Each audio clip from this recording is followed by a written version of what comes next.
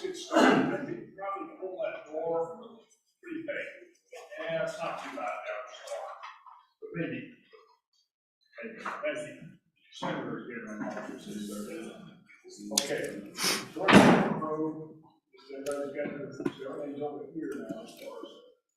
Appreciate everybody coming back. Let me turn my mic on to join us. We are now going to resume our meeting from this morning, and to let folks know who are here, we won't adjourn this meeting even at the end of lunch, just because we have more work to do. And we're going to continue this meeting on then after adjournment and keep working all these bills and see where we're at. And then hopefully tonight we can kind of settle on a couple of these bills. What do we got, 5 or we got 6 bills?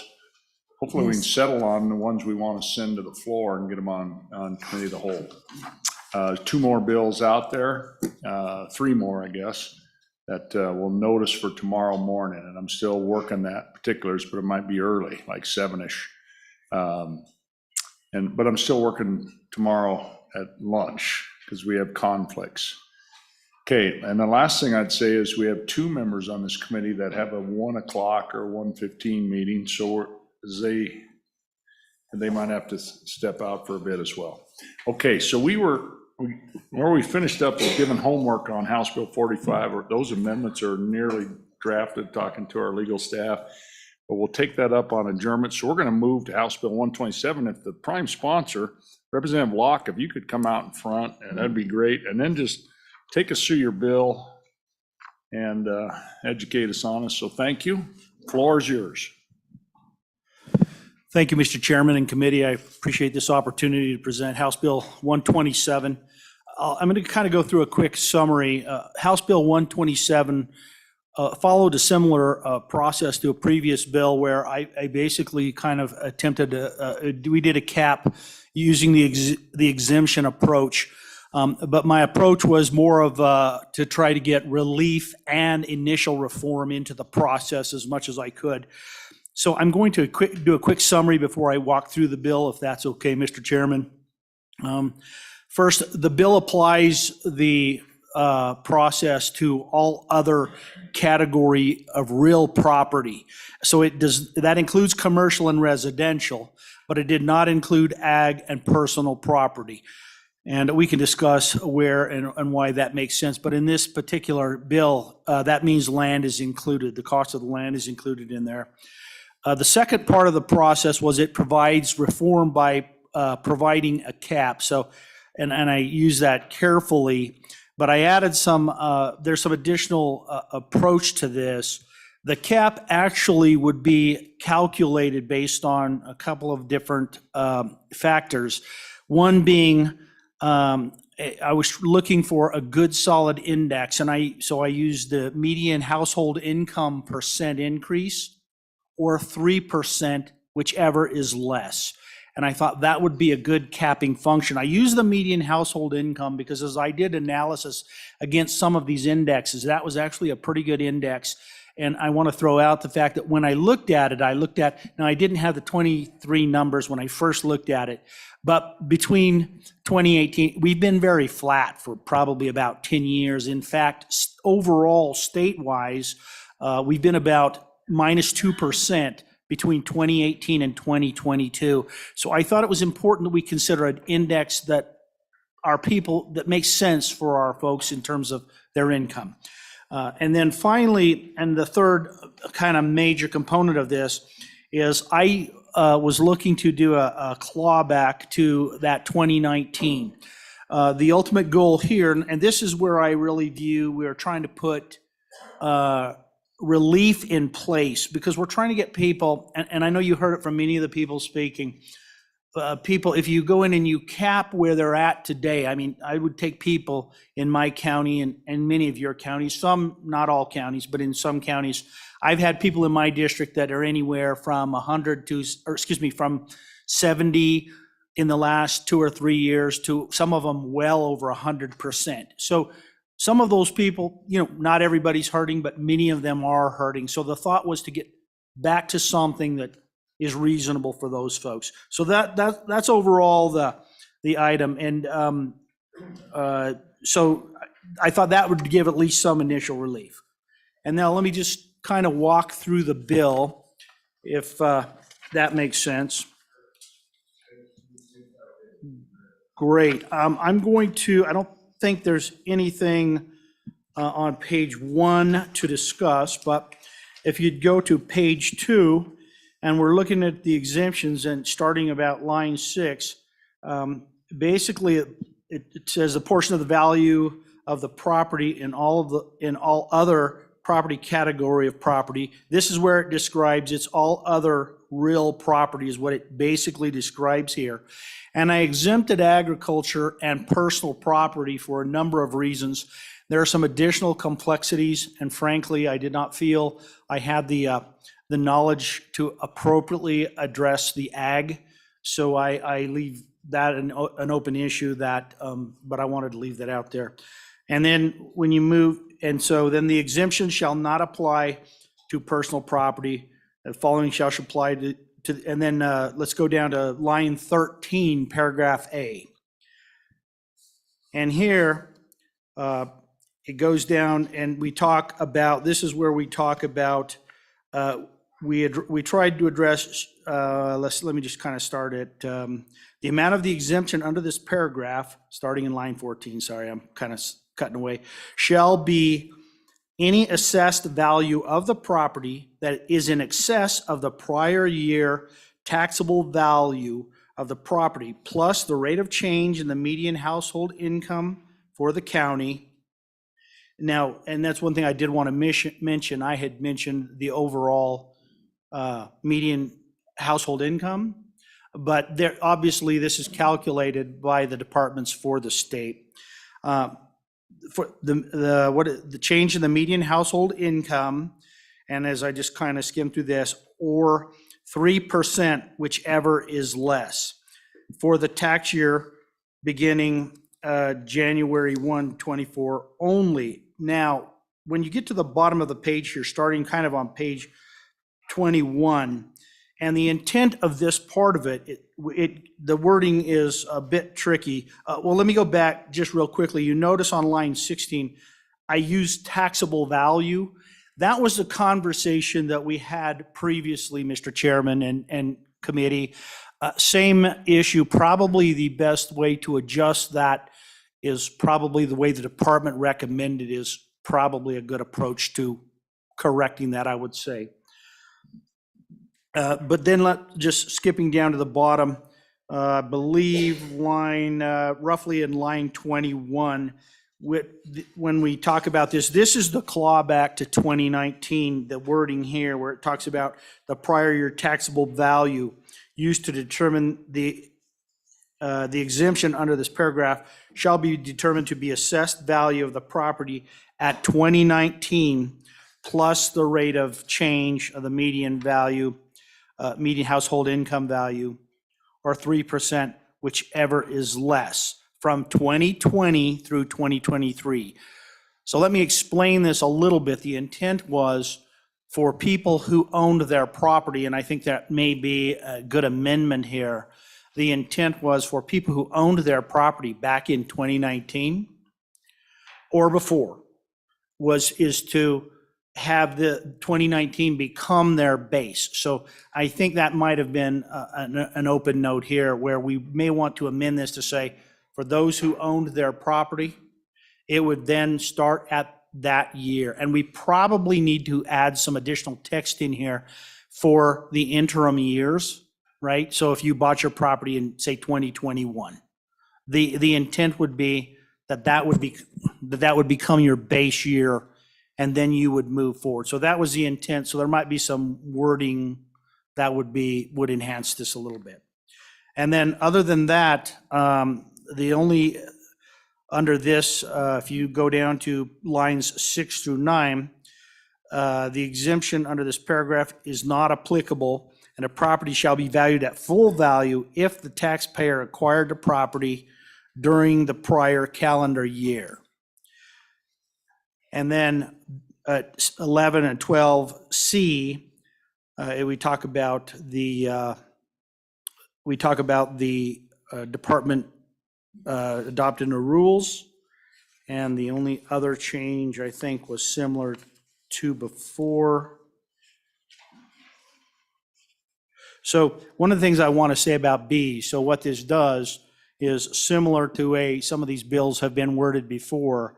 Paragraph B, so page 3, lines 6 through 9, this is where moving forward, when houses are purchased, the fair market value component kicks in as it would normally. And then the final change is just on page 4, where the property is eligible, and if the property is eligible for an exemption under this statute, an estimate of the taxes will be, the estimate of the taxes that will be avoided will pursuant to the exemption under this statute. So this just adds some text there. So that kind of summarizes the bill. It's fairly simple. There are, as you can see, there are probably a handful of amendments that would make it much stronger. But I stand for questions, Mr. Chairman. Any questions, committee members? Okay. How about the fiscal note? Do you want to go through the fiscal note on the bill?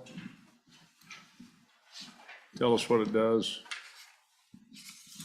I'm sorry, Mr. Chairman, I think I left my fiscal note. Let me go grab it. I'm sorry about that.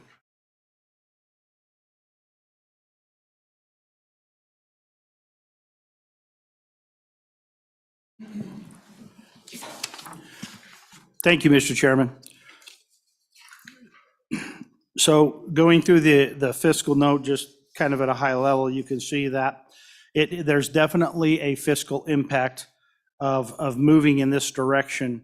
And as you can see here, the non-administrative impacts are shown at the top there around, they're actually, those are actually negatives, I guess, in terms of those upper numbers. But then when you get down to the non-administrative impacts, the second piece there, it looks like in fiscal year 2025, we're looking at 126,600,000, and then 2026, 126 or 128,600,000, and then of course in 2027, 130,500,000.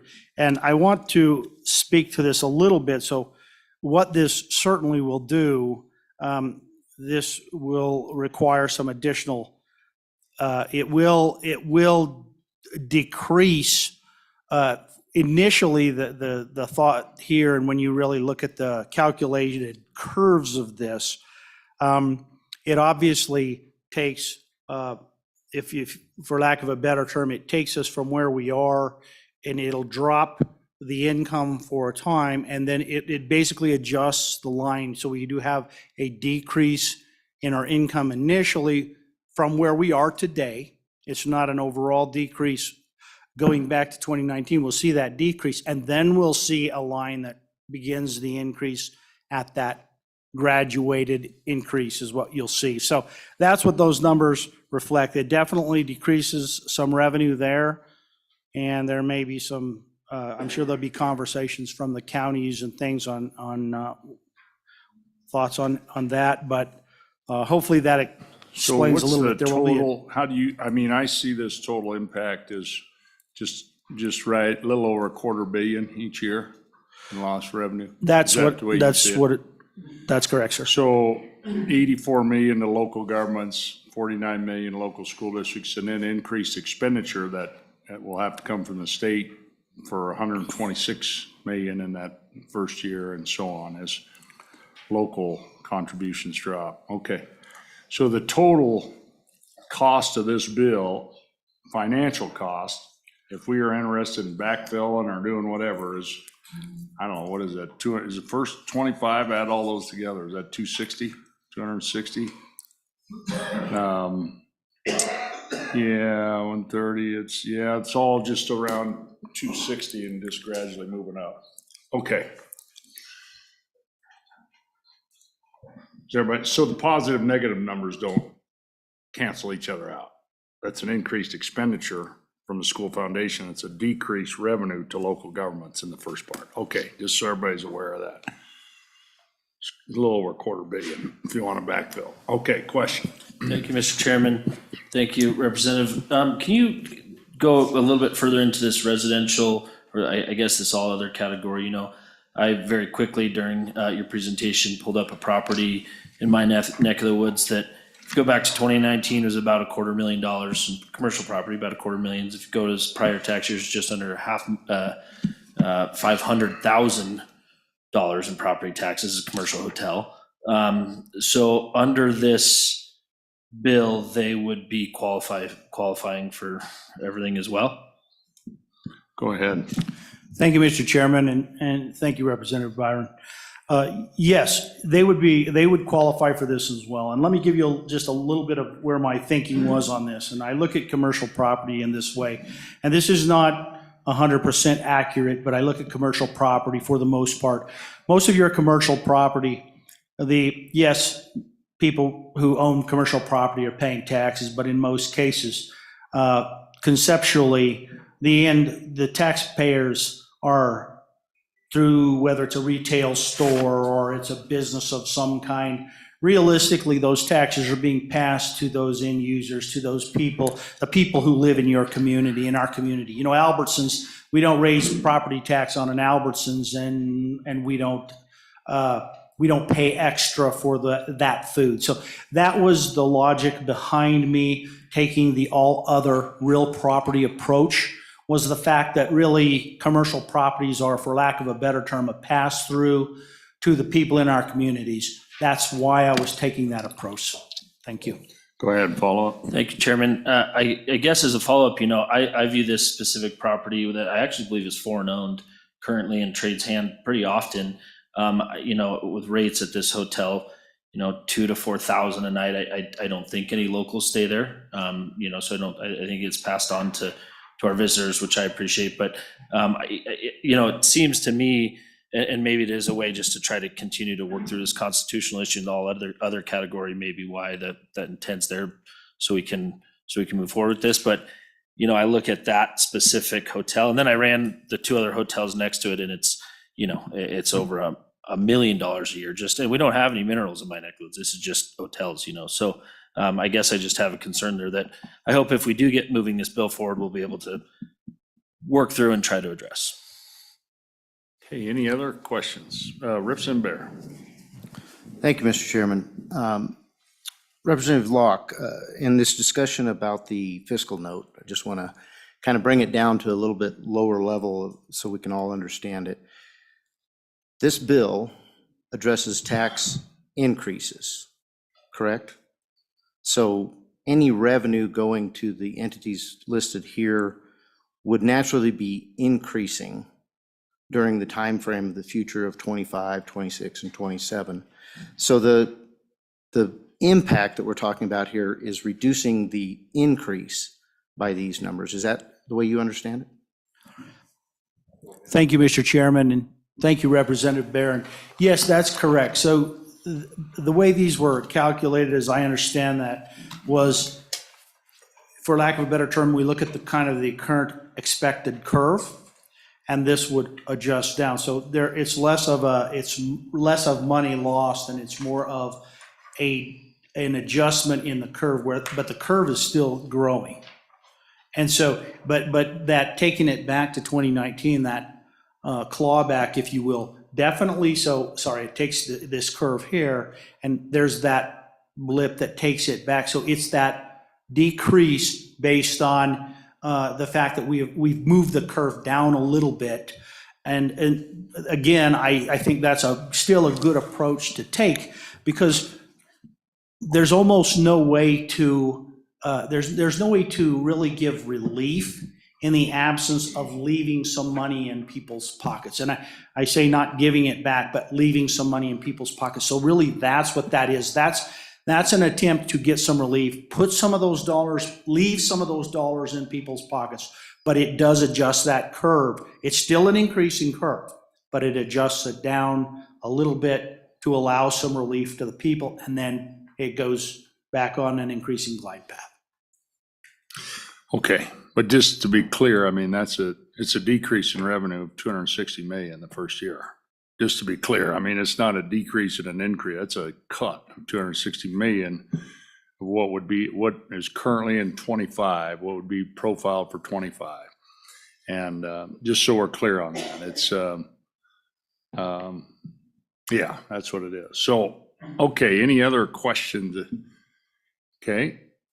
Is there anybody, anything else? And we're going to open this up then for public comment. Any county assessors, state departments, those folks, if you'd come on up and take us through, and maybe if we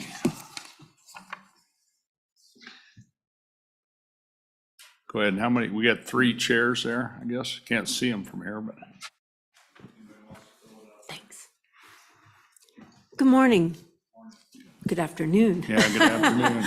Extended morning, take 2. Yeah. Good morning, everyone. Brenda Henson, Director of the Department of Revenue. Just some items to just provide some information for your consideration. So when we reviewed the bill, obviously we put together the fiscal note. So just so the committee is aware, the Craig Group, we use numbers from the Craig, and we estimate that the all other category is going to increase from 2023 to 2024 tax year, which is fiscal year 25, because of when taxes are collected, will increase about 5%. That's because a lot of things have changed since the past few years. We aren't seeing the increase in material costs, labor costs, those types of things. And so when we do a fiscal note, we're required to look at that 5%.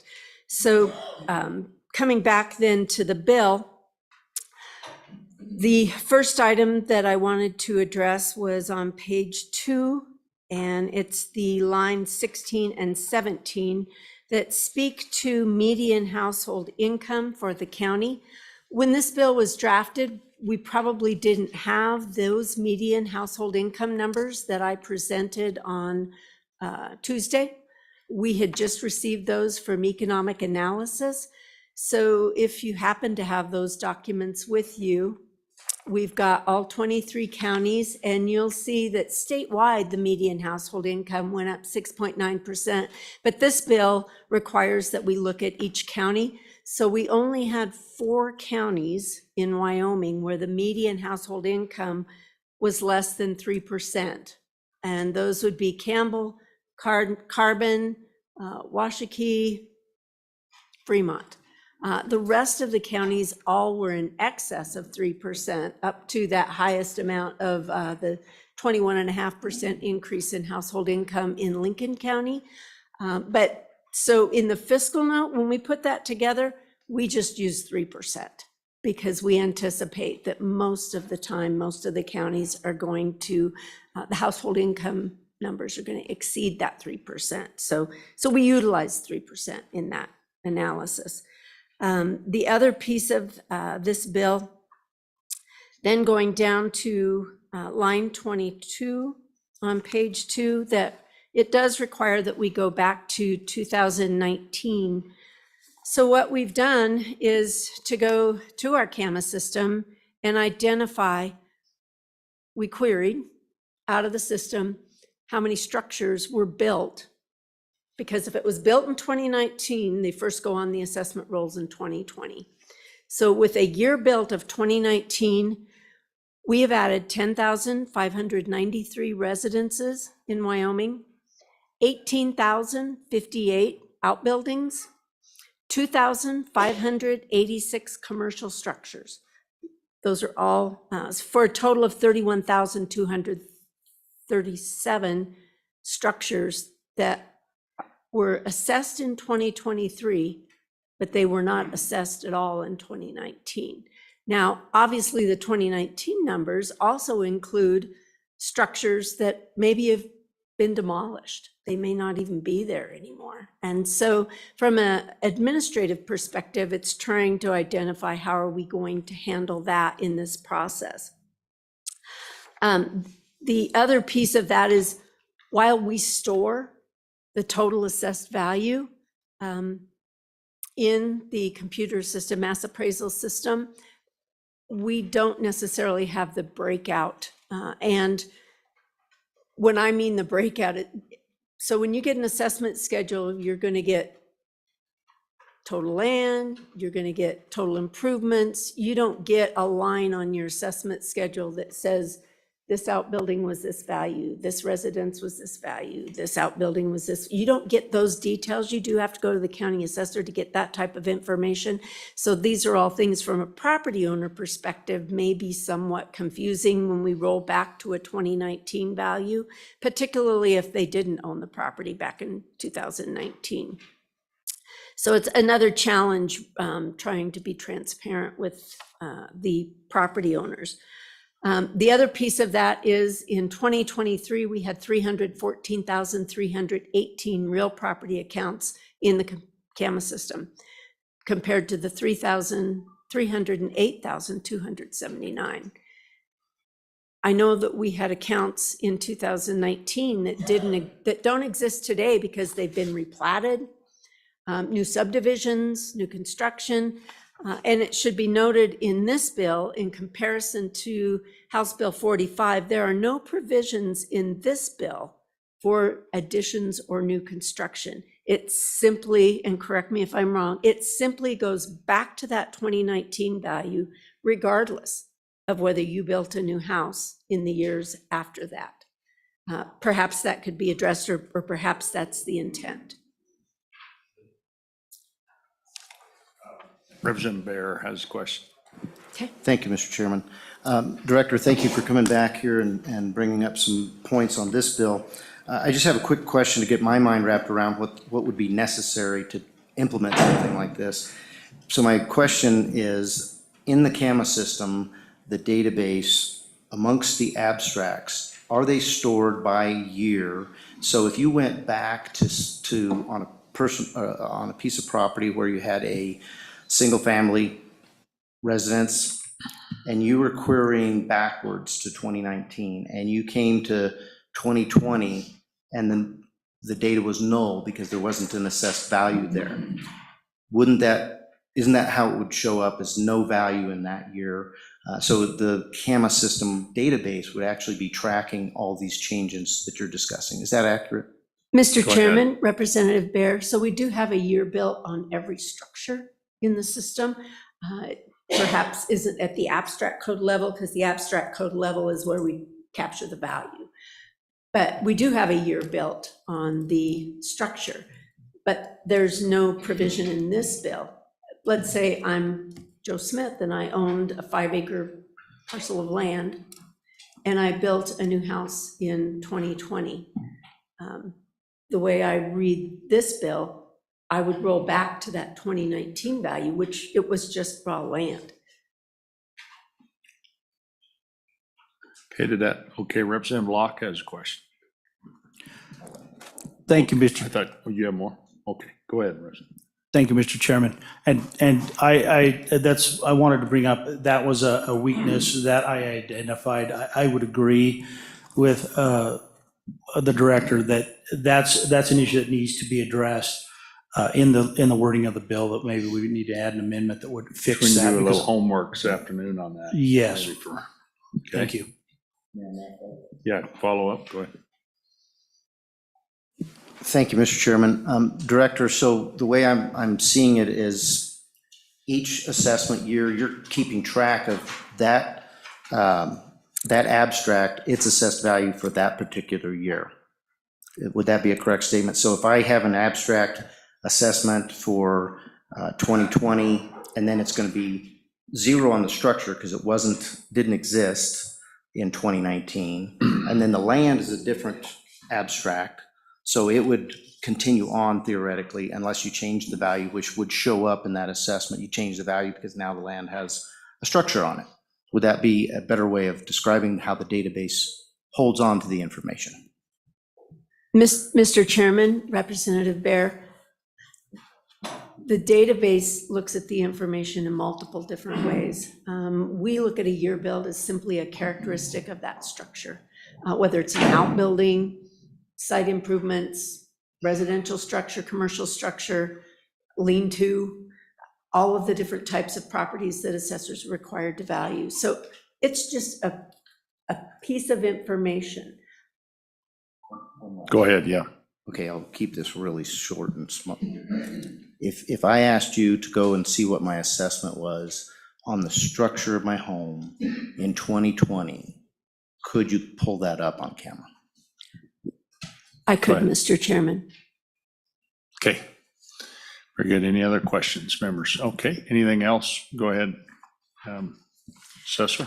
Thank you, Mr. Chairman, members of the committee. Again, Dixie Huxtable, Converse County Assessor with the Assessors Association. And Director Hinson has touched on a lot of what I want to say, so I don't want to repeat it. But I need to make it very clear that for the consistency and uniformity of our taxpayers, this has to be done within the system. I don't think anybody wants assessors hand calculating every account. It's not efficient, it's not a good methodology. It was maybe 50 years ago, but it's not now. So this system, this CAMA system, has got to be able to do this. Go back and look at that property in 19 and compare it to 2023 and do the math.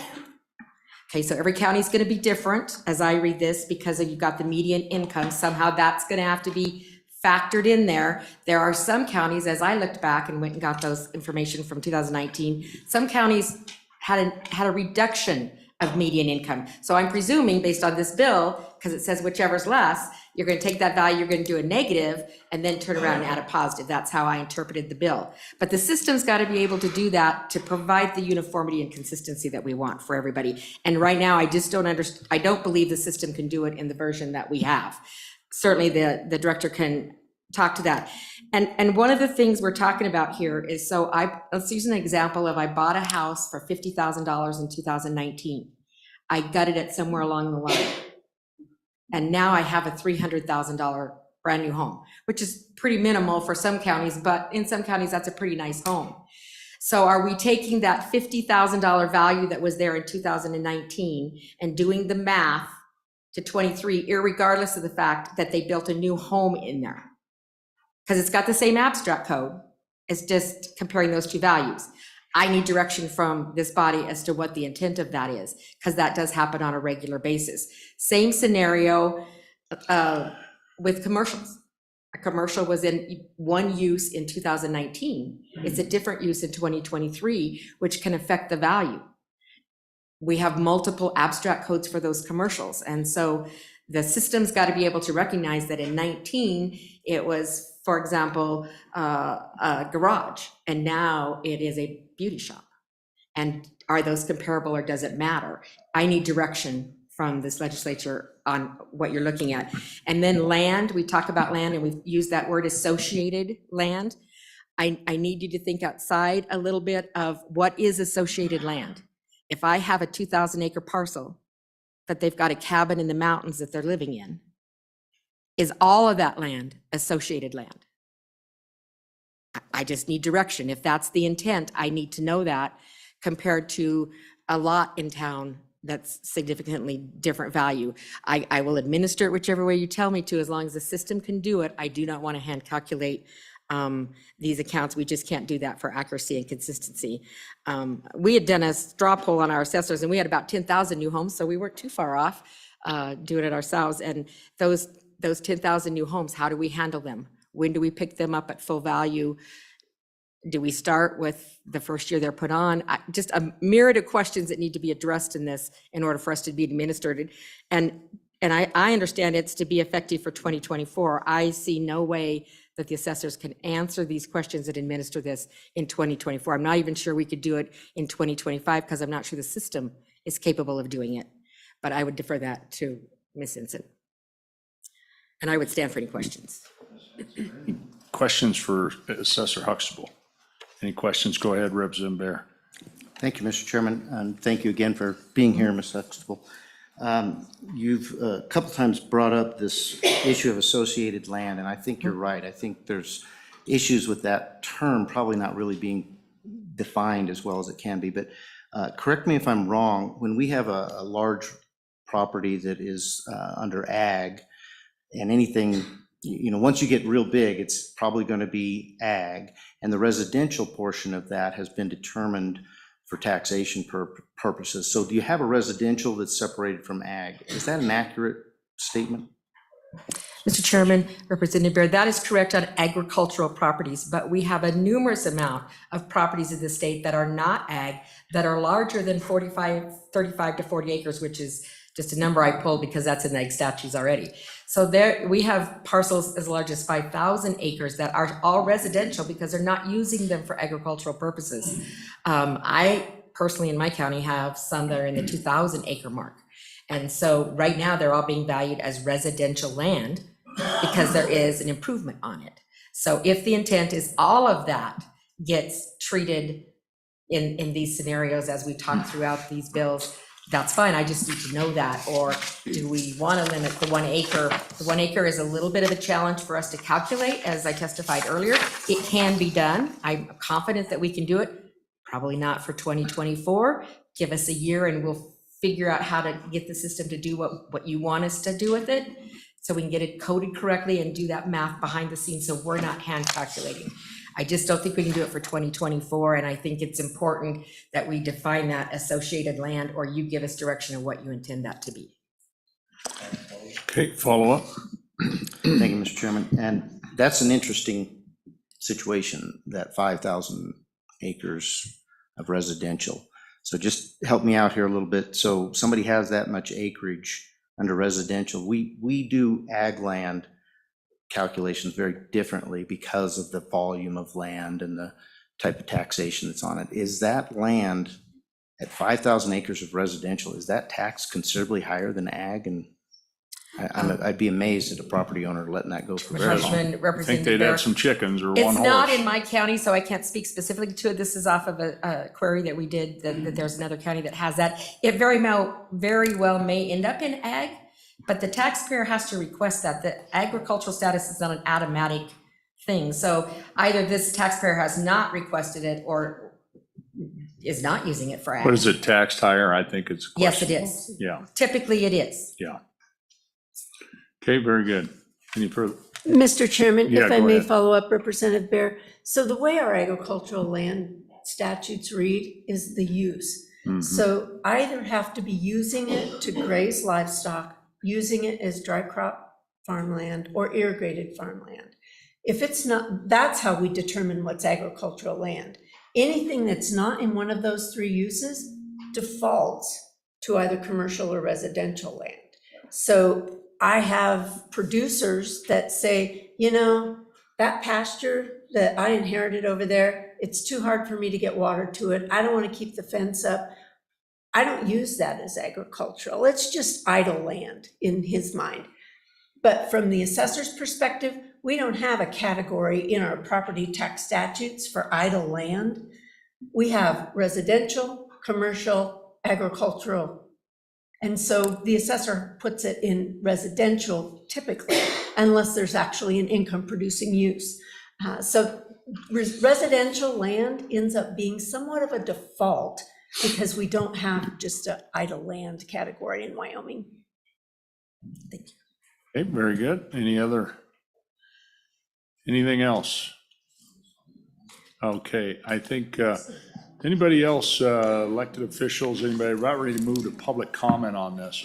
Got the good treasurer from Sublette County.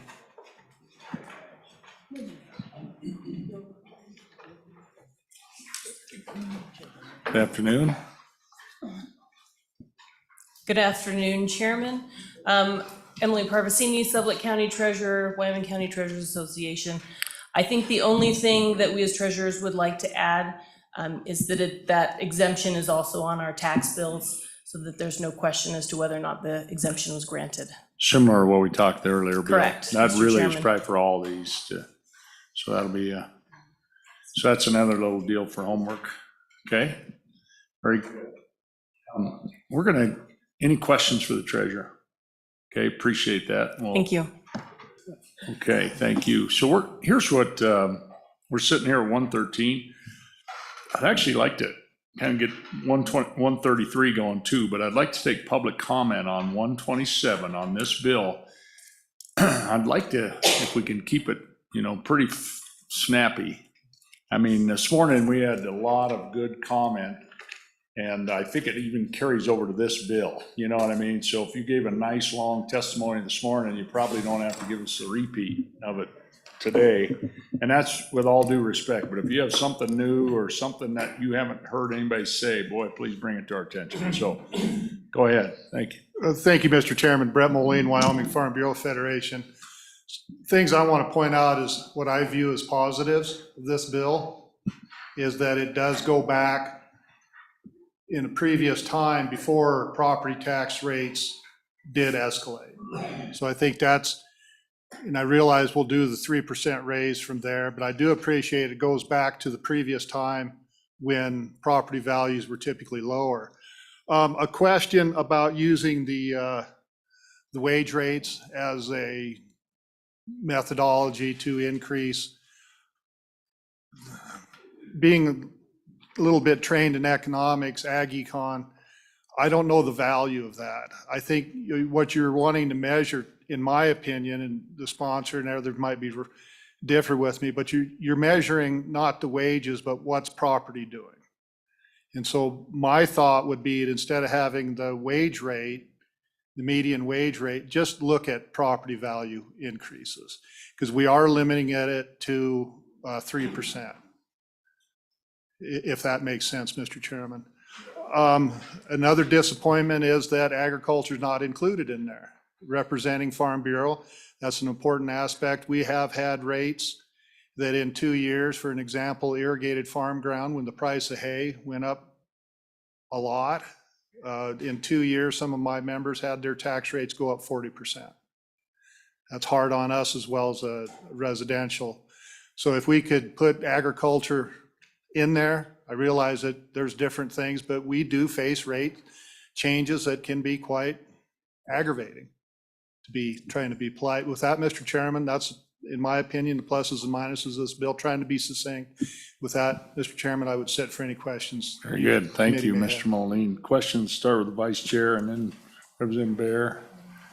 Thank you, Mr. Chair. Very quickly, I should know this, but I know it's significant. What discount does agricultural land already get relative to residential? Go ahead. Mr. Chairman, I would, Representative Oakley, agriculture, as alluded to by the two previous speakers, is just valued a different way. It's more based on the ability to pay. So agriculture's dry land is the price of wheat. Irrigated is the price of alfalfa. Grazing land is the private land grazing lease in the state of Wyoming. That is, it's based essentially on the ability to pay. That's very simplified. Director Henson and Assessor Huxtable can explain it much better than I can, but it's a different methodology. And so I wouldn't use a discount. I wouldn't not use the word discount. It's based on the ability to pay. If your price of housing goes up, that of course also affects my members because our houses are taxed at the residential rate, market rate, rather than the ability to pay. I hope I answered your question, ma'am. I always thought that the Constitution approved the ability to produce, which is median pay. Yes, sir. Yeah.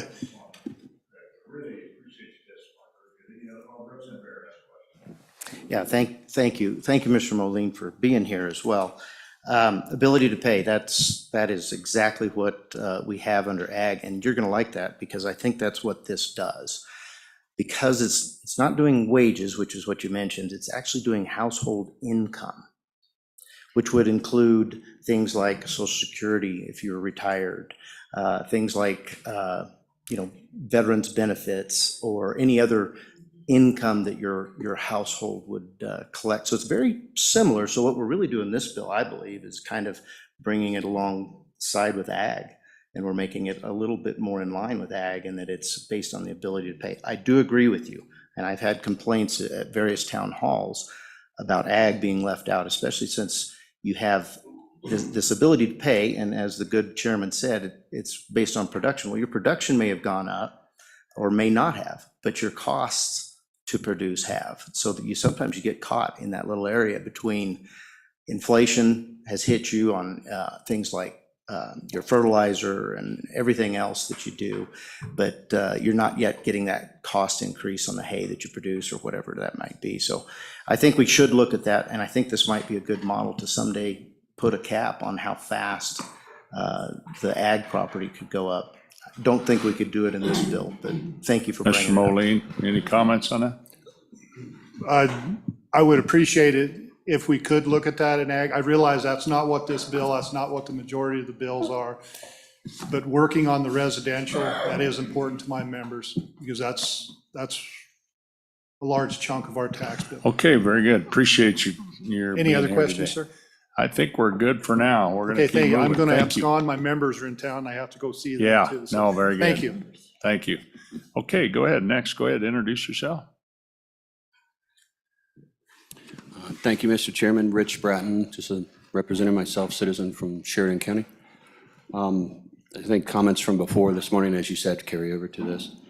I guess my one comment here is on the fiscal note. I have one clarifying question, if I may ask. Yeah. And that is where you're getting the 260 million when you're adding up those numbers on the fiscal note. I'm not quite sure I understand. Yeah, just, so let's just take fiscal year '25. So those are all decreases to local revenue. So those are negative. And then this is and then where you look down to 126 million, that's an increase in payments to counties across the state, school districts across the state. So that's an increased expenditure. So those are both costs. One is taking money, that you're not going to have, reducing the amount of revenue you have, and the other is increasing your expenditure. Increasing the expenditure to make up for that cost? Yeah, because the way they fund themselves initially, and then if you can't, the state makes it up. And so you're going to see a decreased revenue and increased cost. Sure. Okay, so I guess I won't get into the weeds, but I'm fuzzy on why that's double counted to me. It seems like double counting, but let's set that aside, and I'll just assume that will double those numbers. I guess the only comment that I'd like to make is to put this fiscal note in context of the 2023 Wyoming Abstract and Mill Levy Report from the state of Wyoming. Actually, you have them going back to 2028 or 2018. So in 2023, according to the State Department of Revenue, if I add up county, municipal, and I just did this on the fly here as I was sitting here, county, municipal, and special districts, 2023 taxes collected were 597 million, about 600 million. Okay, so this bill, the fiscal note that would apply to that entity would be the local taxing, would be the 84, right? Is what's coming off of here. My point, and then on the schools, 1.6 billion were collected from the schools, according to the 2023 abstract. So I'll just add them up, just to keep it simple. If I add those collections in 2023 up, I come to a total of 2.2 billion, okay? And then if I take these reductions of 265 million, okay, then that means a decrease of approximately, it's gonna be a little over 10%, right? Probably 12%. So it's a decrease in 12%. So to put that in context, in 2018, total collections for four of these entities was 1.3 billion. And again, right now it's 2.2. All right, in 2022, total collections was 1.7 billion. So we went from 1.7 billion in 2022 alone to 2.2 billion in 2023. Pretty big increase. So this decrease of 260 million, given that that's the number, in context of those massive increases over the last 5 years, and even just looking just in 1 year, it's not that big of a hit. So rather than the school side? I'm talking about, here I added up schools and talking the counties, school side. municipals, and districts, just to keep it simple. Okay, 'cause they're not yeah, and I broken out. think, yeah, and I appreciate it. Maybe you want to share that with the whole committee, email it to us, it'd be great. Yeah, We so I appreciate guess my point is that the sky isn't falling necessarily if we like I said this morning, we had a Tylenol product that just guaranteed, this at least Yeah. says relief. And before anybody goes crazy on the amount of relief, in context of the increases of 60+% over the last 5 years, it's really not that big of a hit to give the taxpayer that much money back. I think it's, in perspective, it's And a those good aren't, start. those aren't just residential taxes, those include ad valorem on minerals, right? Which is the biggest increase, of course, and they pay about 53% of the ad valorem, thank goodness, in the state. These are just the ad That's valorems. $100 oil. Yeah. Yeah, that's Right. the, So, and this is just the ad valorem. that's So- the Russian invasion of Ukraine that sent natural gas, from $2 up to, $50 on some spot prices for Wyoming. So there's more to that, but I appreciate, not all that's residential, but absolutely. And I think as we've, and boy, you go back to 16 when the bottom fell out. Unbelievable in Wyoming, and fast as sharpest. So we made it through it. Wyoming will always make it through it. And our issue is generally not revenue, it's the volatility. I mean, that's what we're dealing with. And we've tried to put all these safeguards in, do all those things. And so we're going to keep doing that, but we want to make sure we do it in a good way that, protects our future as well. So I appreciate you. Email those numbers, we'd sure appreciate it. Okay, anyone else? Go ahead. You come on up, introduce yourself.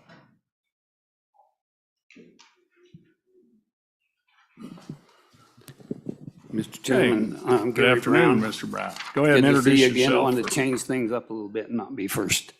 Yeah, go ahead and introduce yourself. Been looking at this bill. I've Can you looked go ahead and introduce yourself real quick, just for the I'm record? sorry, I thought I had. Gary Brown, Cheyenne, Wyoming. Okay, great, thank you. Mr. Chairman, I've looked at all these bills, and what I see here is for the benefit of the people. I feel that this bill is far superior to the one that we seen this morning. Because it does do what I talked about this morning, capping it at the much lower rate at 3%. So when I look at this, I think for the people, this does a lot more. And the other thing we need to look at is the economic growth. When people keep more of their own money, Ronald Reagan proved this to us many times, that when we lower taxes and let people keep more of their own money, we see more growth. So I like what I see in this bill, and I would just like to see this go forward. Brown. Okay, thank you for sticking with us and being here. Okay, anyone else? Come on up. We have 3 seats here, so if you want to fill those up, and we can expedite.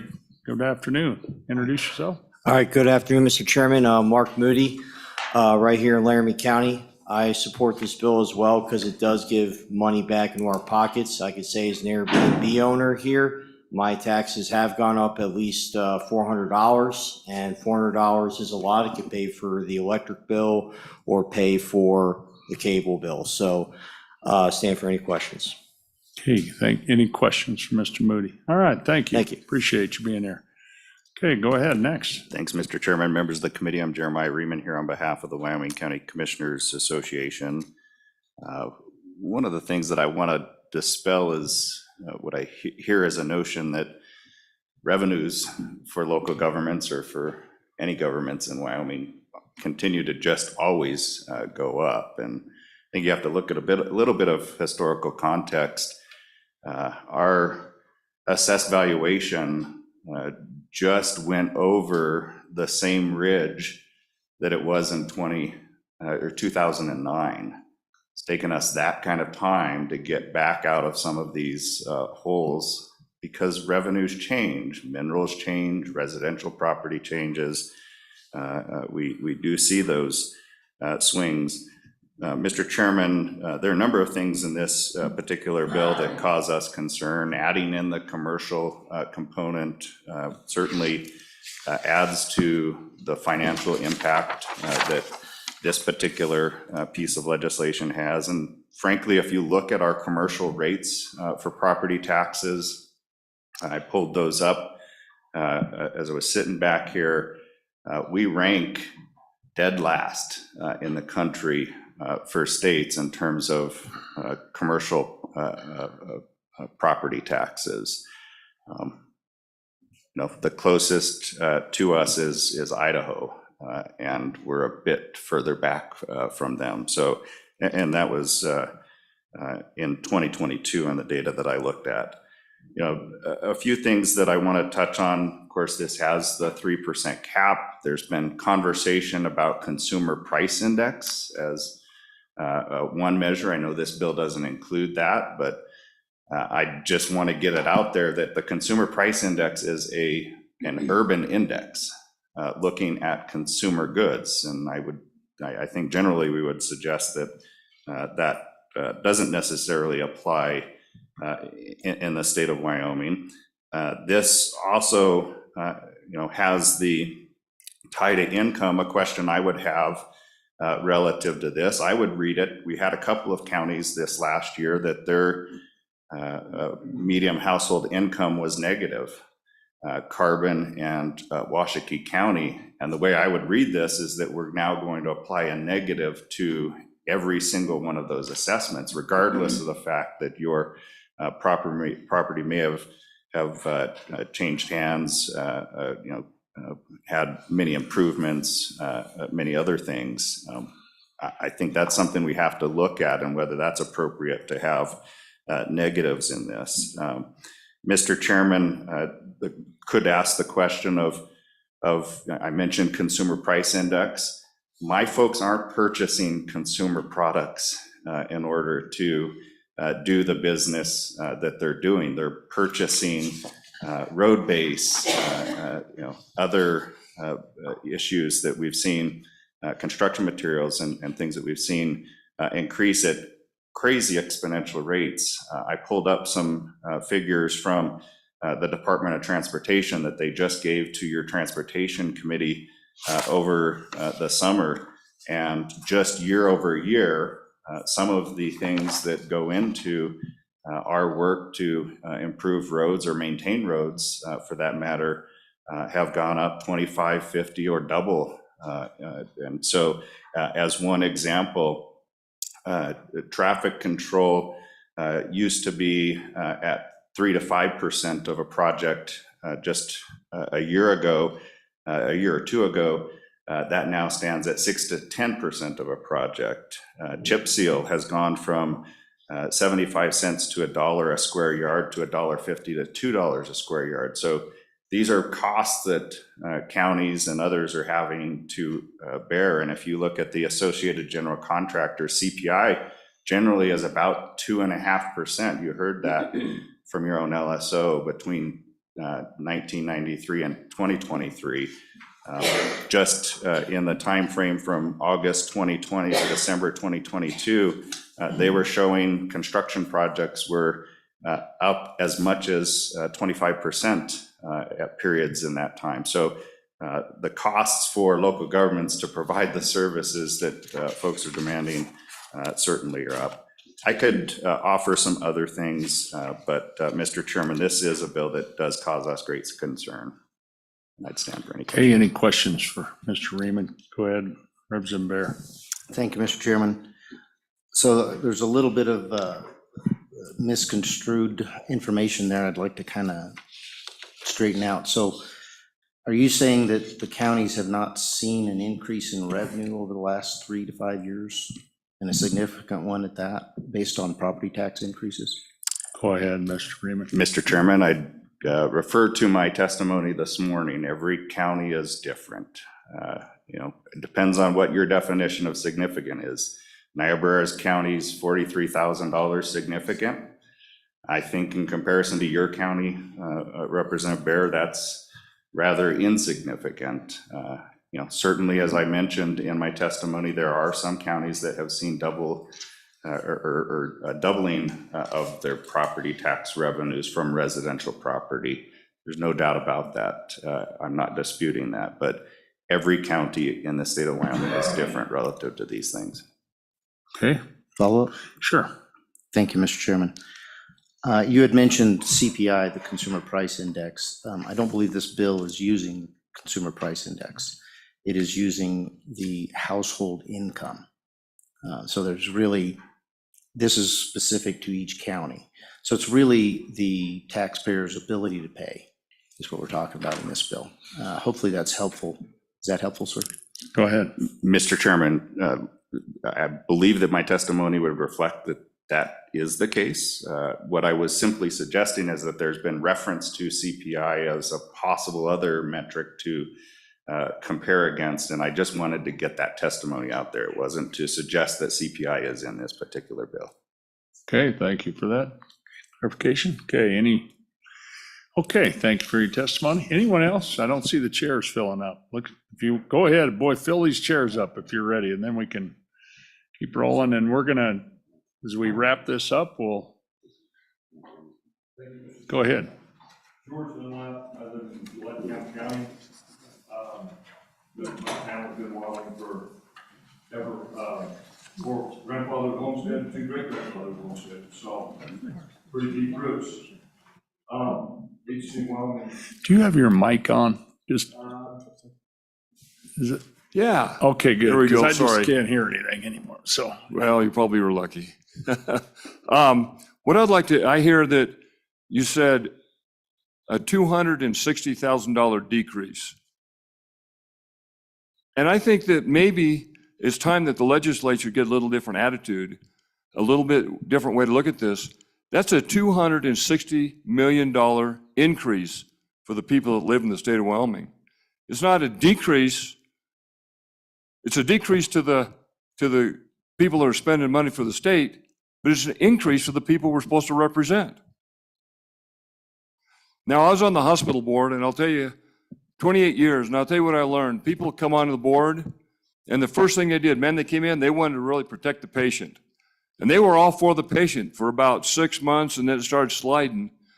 And we got about 2 years, all of a sudden, it was the hospital trying to take advantage of the patient. And this is what happens in government. You get involved, and all of a sudden you get so wrapped up in making the government great that you forget about the individual. And so I think you need to change your thought. Instead of a $260 million decrease, it's an increase for the people. So that's something to think about. Thank you very much for your time, and thank you for letting us speak. Oh, no, thanks for being here. Any questions? Okay, appreciate your statement. Okay, any other folks wanting to do public testimony? Okay, very good. So we're going to close public testimony. Now, we're not going to do a final vote on this bill, but is there a motion on this bill? We're going to work it a little bit, okay, and as our time allows. So no other public testimony. Okay, I'm going to close public testimony. Members, we've got House Bill 127 before us. What's your pleasure? Representative Strzok moved the bill and seconded by Representative Bear. Okay, let's go through this, and you know, I think we don't have to get everything right, but if we can kind of get the homework assignment and you can work on it in the next few hours, Representative Locke, kind of like what we did this morning, and try to fix any issues we got. Okay, page 1. I'll work through there if you got some suggestions. Okay, page 2. Any amendments to page 2?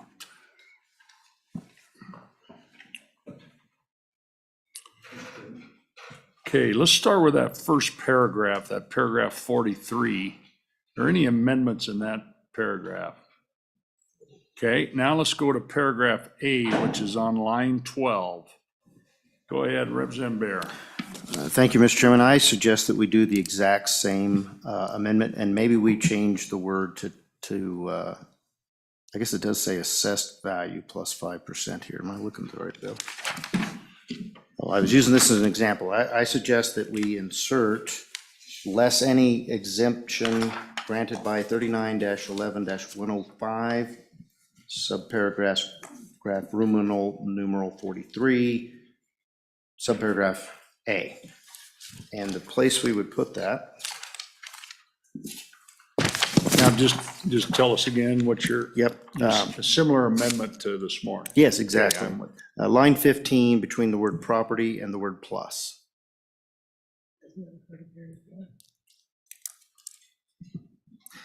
I would also in the same amendment recommend. Mr. Chairman, So we weren't here this morning. You have different staff, so you're gonna need to go very slowly through it. Okay, I think he's getting it, though. and I think, but we got to make sure our lawyers have and our staff, and then they'll take it. Go ahead and just repeat that again. Sure. After property So 4+. I'm going to start just on line 15. I'm going to recommend that we make it we just make it exactly like 45. So we change the word taxable to the word assessed. Just like House Bill 45, the Yes. same language. Uh-huh. Okay, yeah, I think that's good. And then after the word property, we state less any exemption granted by 39-11-105, Romanet 43, subparagraph A.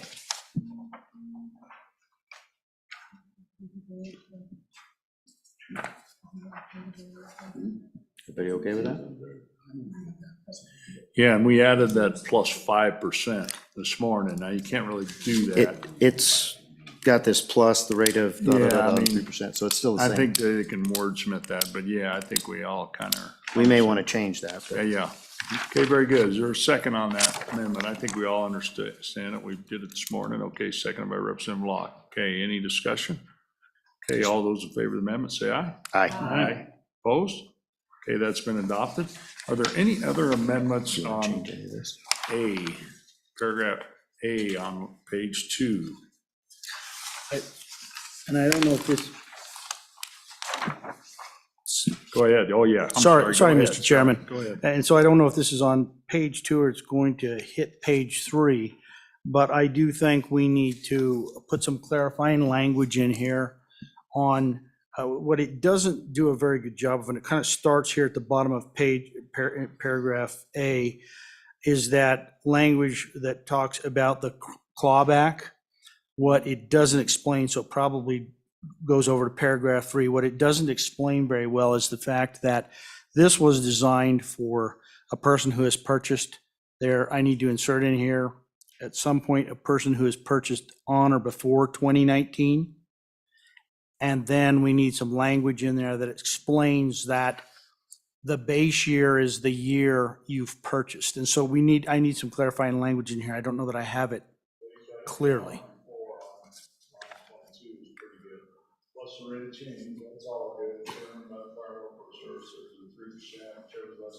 And I think you probably need this, as we go through this, the lawyers point out, you probably need a new paragraph B to explain when it was purchased, doing all that language for 20, 21, 22, and so on.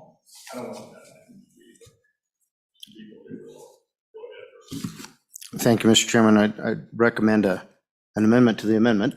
I didn't make. Oh, okay, all right. I agree with you on that. I think in that same paragraph B, we should probably address new construction, remodels, any kind of change, significant change to the property value. Mhm. Okay, Ms. Sharp, so we're thinking, on line 4 would be a new paragraph B and C, one property address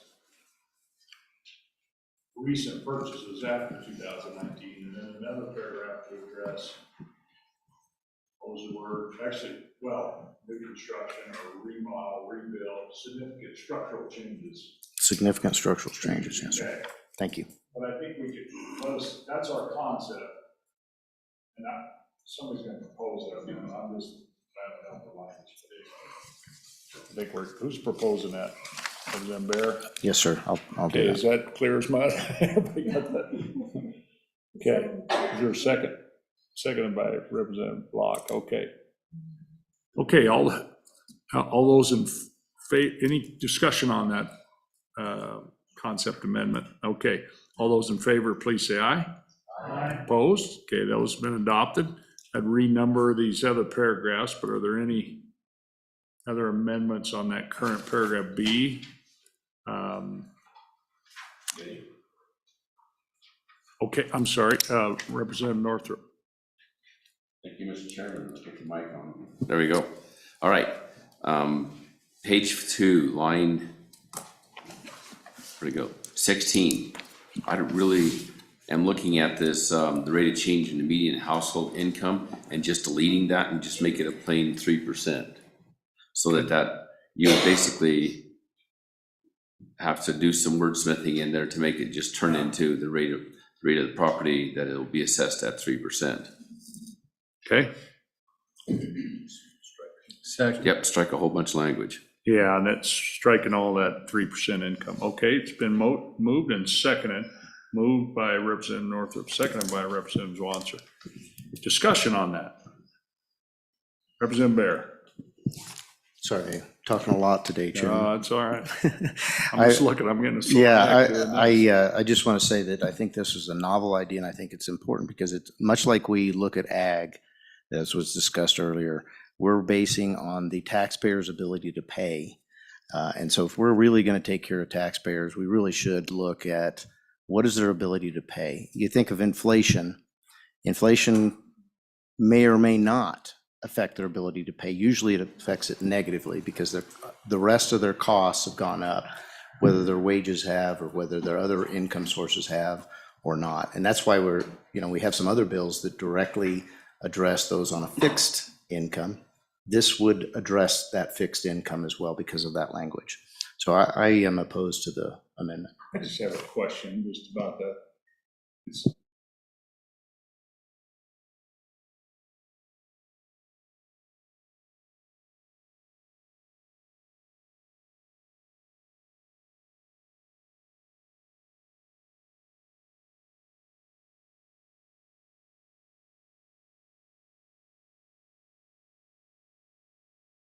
Okay, so thank you, Mr. Chairman. I'd also like to kind of push back a little bit and say that the 3% is pretty much where we've been historically, but I did make a mistake in that I probably should have added the CPI and tried to get a recessionary clause in there of some kind of Chicago, or not Chicago, sorry, wrong one, consumer price index into it so that when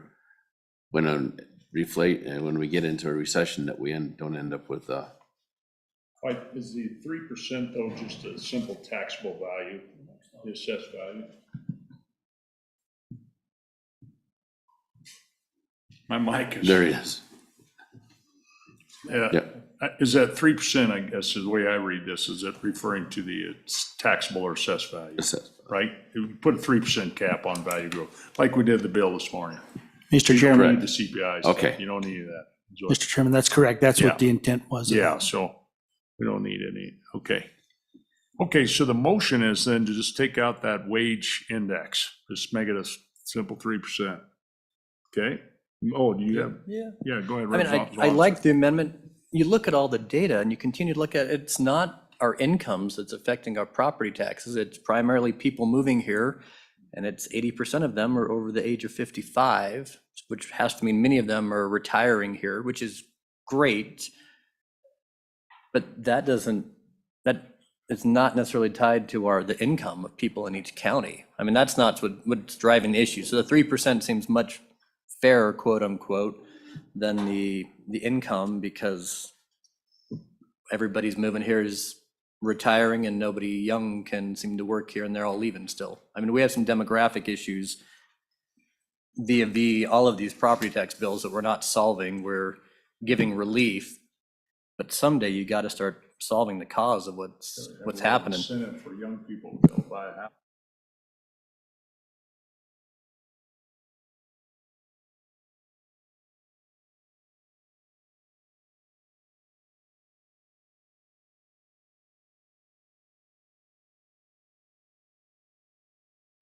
For significant wealth. Okay, Representative Vice Chair Oakley, go ahead. Thank you. Briefly, and I just, because I agree with what was just said by Representative Zwanitzer and the chairman, I don't agree this according to his ability to pay. It struck me, so, because I knew that quote, so I just, from each according to his ability to each according to his needs is Karl Marx quote. So I don't think that's the proper direction to go. All right, we're really taking a dive back, and it's good. Okay. Any other discussion on this amendment to remove the wage index and make it just a simple 3%? Okay, seeing no discussion. All those in favor of the motion, please say aye. Aye. Opposed? No. Chair's in doubt. All those in favor, raise your hand. 1, 2, 3. All those opposed? 1, 2, 3. That motion has been approved. Okay, I cast that vote in favor of that motion. Okay, so you folks who are new to these meetings, chair votes last. That's the way it always works. So, okay. Any other amendments? On 2, we're on 3 now. We amended 3 with a concept amendment. Any more amendments on 3?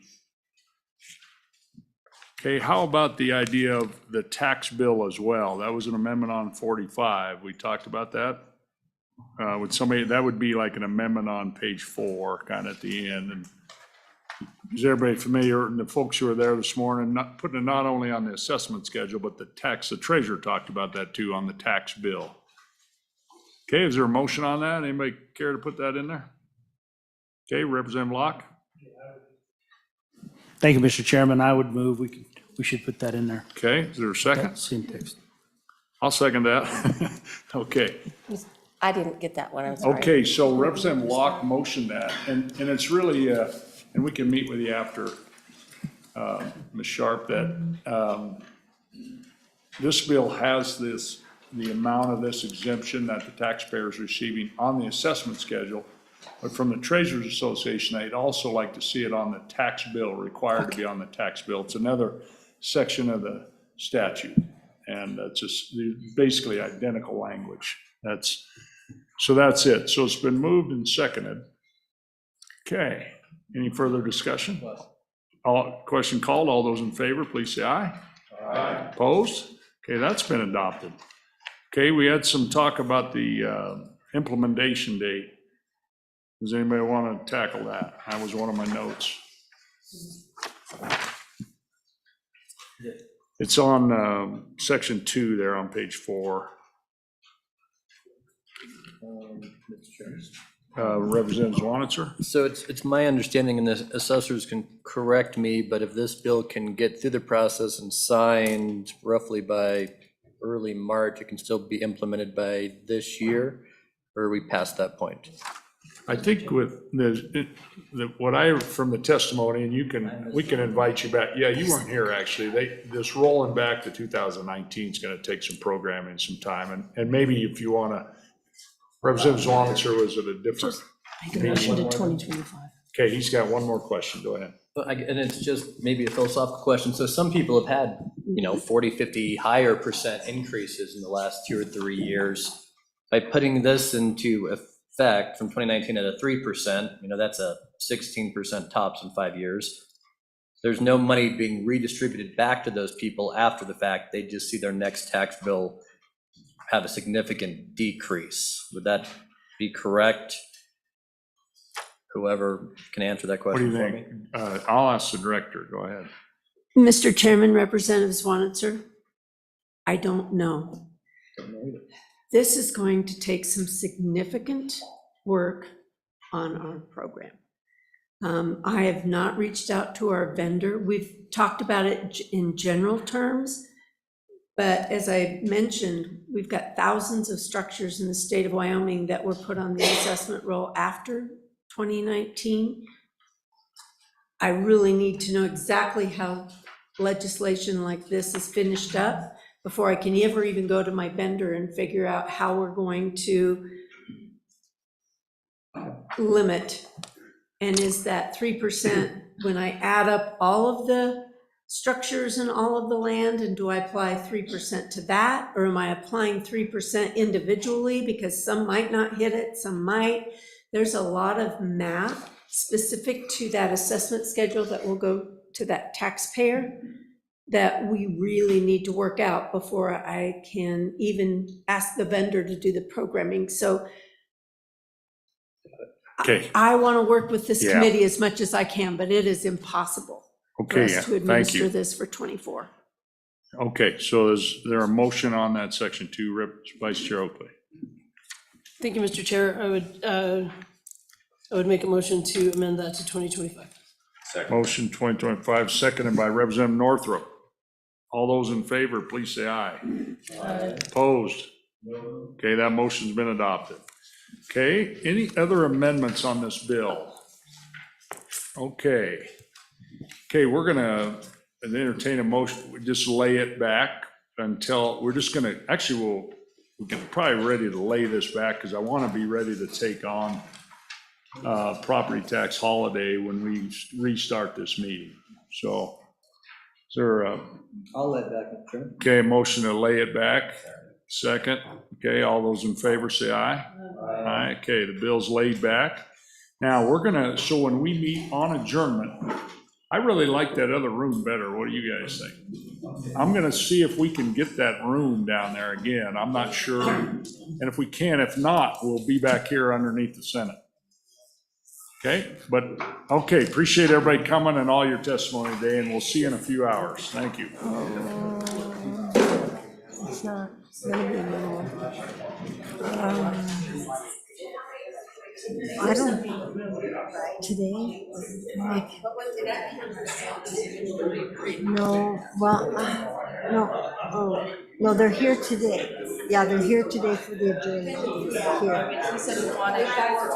Oh, we gotta talk to him. Okay, so does he have time to talk to us about that wording? Are we gonna talk to him about the wording? Or no? I provided all that. And then seriously,